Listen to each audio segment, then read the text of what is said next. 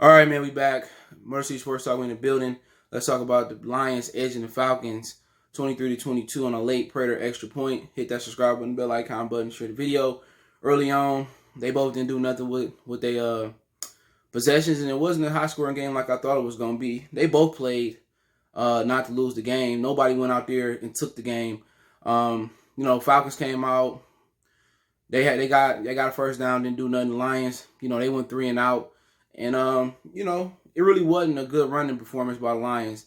I think the Falcons ran the ball a little bit better towards the end with Todd Gurley. But, early on, Matt Ryan just doesn't know how to get the ball to Julio Jones and Calvin Ridley. Today, I think the Lions threw them a monkey wrench in their plans. They played some zone. They did some zone blitz.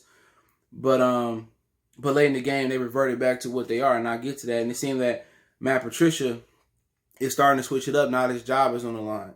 And it's good to see he not sticking to his guns. So I don't know if it's Utlin bringing some plays that him and Jim Schwartz had in Philadelphia or what it was, but they did a good job of keeping Julio in check. Russell Gage got injured early on, but he came back late in the game. But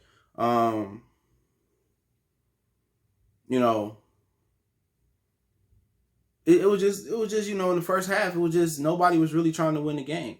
It was supposed to be a high-scoring affair. The Lions defense actually showed up. They was the best side of the ball today. They sacked Matt Ryan late. Starting like after the third quarter, they started to sack Ryan. They stripped him. Romeo Cora, Trey Flowers, he made a good play on the ball and batted it down. And they dropped him in cover. So they're really getting creative. Now, when you see they dropping their defensive end in coverage, then they're really, really starting to mix it up. And it's good to see that, Matt Patricia is switching it up on defense. And they play some man, they play some zone. They zone blitz. They show pressure. And I'm now thinking he's really getting these guys engaged. No longer is the playbook black and white. Now the playbook got a little bit of color to it. And now these guys are having fun out there. But Romeo Cora, he led the team in sacks last year. And this year, I think he's leading us in sacks again with 3. But, the Lions defense did an excellent job in not giving Matt Ryan the big play downfield and kind of playing that good zone defense. They wrapped up. They was hitting hard again today. And believe it or not, the Atlanta Falcons was a step up from the Jacksonville Jaguars in competition. And next week we'll be playing the Indianapolis Colts, and that will be another step up in competition for us. But, going into late in that game, it was just nobody tried to lose it. Prater missed a field goal. Raheem Morris, whatever their coach name is, with Matt Ryan, they were just playing conservative. They would get on our side of the field, and then they get conservative and take a sack or something, had to punt. We'd get the ball, punt it back to them, and eventually, again, they did come down and score a touchdown and get that 2-point conversion. But they was mad at Todd Gurley for, actually scoring that touchdown. And he tried to stop. But, you can't really blame Todd Gurley for that point of the game. Because the Falcons, you had all these weapons out here. And to be honest, Amani Oruwariye, he shut down Julio. And whoever was on Calvin Ridley, they shut down Calvin Ridley. And the only guy that became open was Darryl Roberts' guy when Russell Gage Jr. came back. So they did a good job on Gurley. The tight end, Hayden Hurst, was kind of, from Baltimore, he was kind of getting his every now and again, but he really wasn't hurting us on those critical downs. And, for the most part, Lions locked up today. Yeah, Julio, he got hot and they went to him and forced the ball to him a couple times, but, they never was able to get vertical and go down the field on this end, and that was the game for them. They defense, they played beyond their abilities according to the first quarter of the season. Our defense, it continued to trend from the Jaguars game. They stopped the run a lot better. Deshaun Hand actually made a play on the goal line, but they did end up scoring the next play, I think it was. So you started to see some life from these guys. Finensi, Shelton, Romeo Cora, Trey Flowers.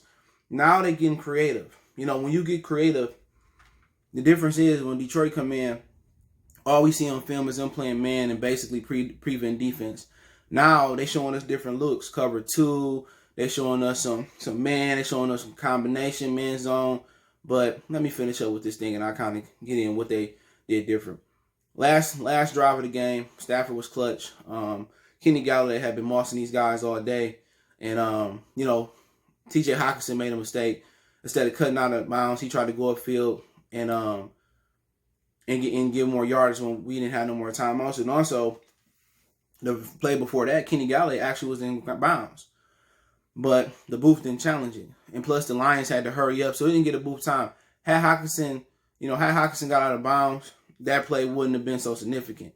But it ended up being insignificant anyway, if that makes some sense. They went down, and Stafford threw a laser. That shit had to be 30, 40 yards down the field to the 4 to Golladay. They challenged the play, the booth. Golladay caught it, and they had the presence of mind to get up on the line and spike the ball. And then, they went to Hockenson. I don't know what he did. Was it a little out or whatever it was, a stick? He caught the ball and made up for his mistake for not going out of bounds. And Hockenson is open all the time. They just don't use and abuse him. But that was a huge play for him in the red zone, in the end zone. Made the play. Then Danny Amendola, he got a stupid personal foul call, and then he also dropped a critical ball early in the game too. But Prater made the kick. It was a penalty, and it ended up being on the Atlanta Falcons for illegal formation, trying to block the field goal. But hell of a game today. Stafford came into the fourth quarter with like 200 plus yards, and then he ended up with 340 with the last strike to Kenny Golladay and the last strike, to TJ Hockenson. But DeAndre Swift, you can see something different in him. It's just, some adjustments that I will make. It's time to stop going to Adrian Peterson. It's time to kind of give him a rest. And then a couple weeks later, then we can run him again. But it should be the DeAndre Swift show. He shows amazing ability. He scored a touchdown early on in the beginning of the game. He's shifty. He got the powder on his side. He low, so he got the most leverage. And, today, Kenny Golladay, once again, showed the Lions that better pay up. Matthew Stafford is a different quarterback, as is, Matt Ryan and every other quarterback in the league when they got their number one receiver. And Golladay was just making plays, jumping up, catching the ball. AJ Terrell really had no answer for him. And that last catch sitting on the 4, that was amazing. So he ended up with like 6 catches, 100 and something yards. But, still want to see them utilize Hockenson a lot more. I want to see them abuse Swift and abuse Kenny Golladay. But, Matt Patricia, man, you got to give your hat. You got to tip your hat off to him.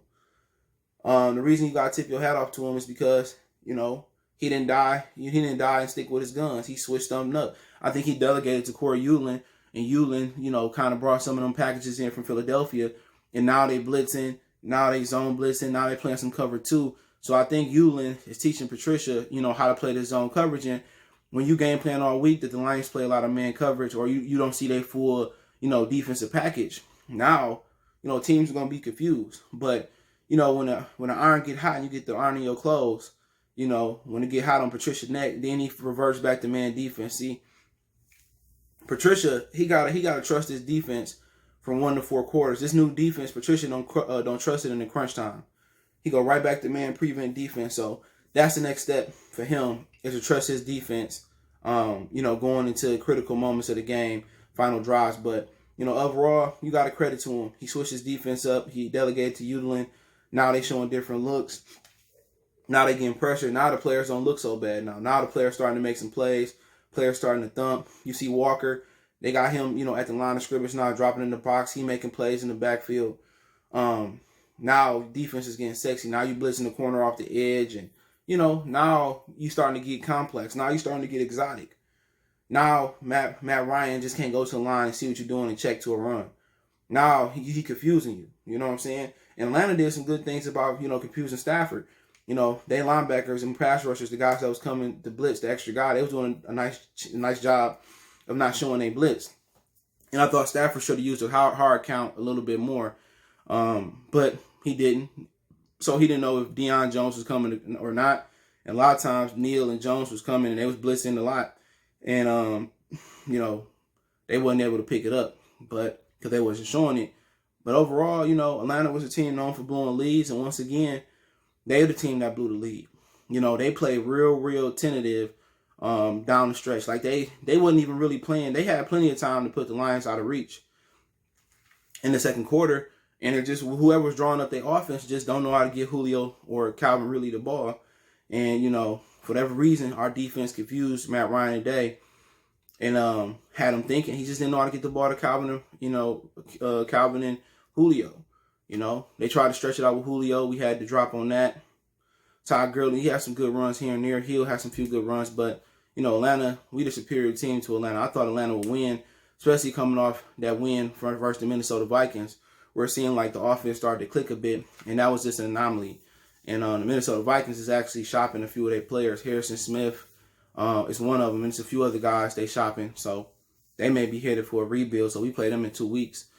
And that'll be an interesting battle. But game ball today, got to go to Stafford. Stafford and the defense. The defense did a hell of a job.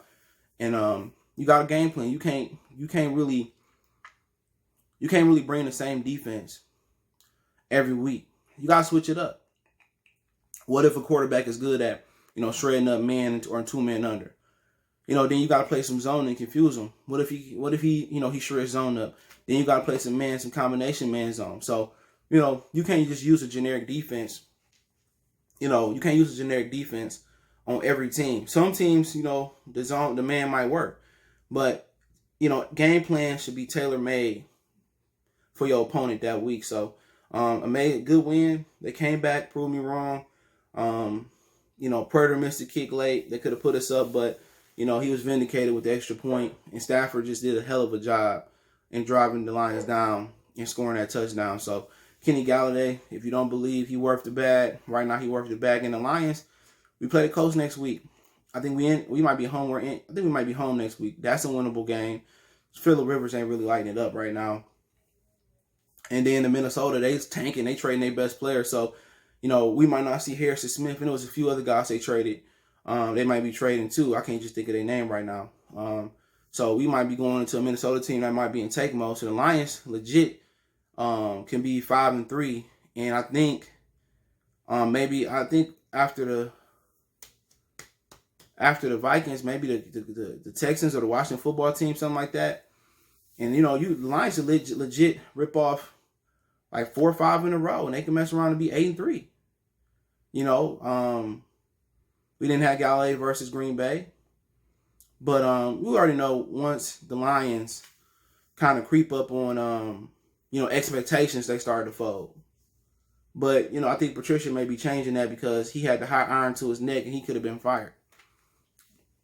And with him being fired, I think he felt the pressure and he switched it up. But one thing, I experienced as Lion fans for many, many years, over 25 years. I've really never seen too many times where the Lions offense and defense is on the same level clicking. Even the defense play a good game and the offense play maybe an okay game. Offense play a great game. Defense play maybe okay or bad game. I want to see the offense click and put a lot of points up consistently, and I want to see defense play consistently. And I think that'll be the key moving forward. And special teams were solid, but I think in the near future they need to move on from Agnew, and find them actual kick return that can make something happen. I know with the new rules it's kind of tough, but did good today. Marvin Jones caught some balls today, so it was a solid game. So let me know what you guys think. Don't forget we was on Facebook, Instagram, Twitter. Reach out if you got a business question, inquiry, sponsorship, video request. All my social media links in the description. Twitter, Facebook, Instagram is the fastest way in those orders. If you want to make a donation to the channel, best way to do that is share the video. Appreciate everybody who do share it on all social media. Share with another Lions fan, or you can share with a Falcons fan, and we beat them. Other than that, you want to make a financial donation, Cash App CJ Good 313, PayPal link in the description. Appreciate the love, support. Lions win by a deuce. Let me know what you guys think in the comment section. We gone.